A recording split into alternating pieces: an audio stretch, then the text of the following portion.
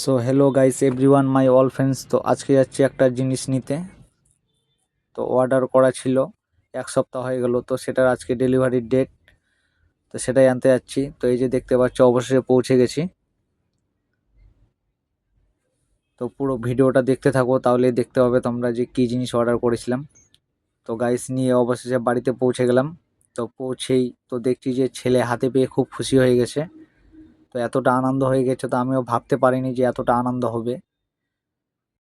তো গাইস ছেলের খেলার জন্য এই দুটো জিনিস অর্ডার করার ছিল। তো প্যাকেট থেকে এখনো বের করতে পারছে না, আর আমাকে তো হাত দিতেই দিচ্ছে না।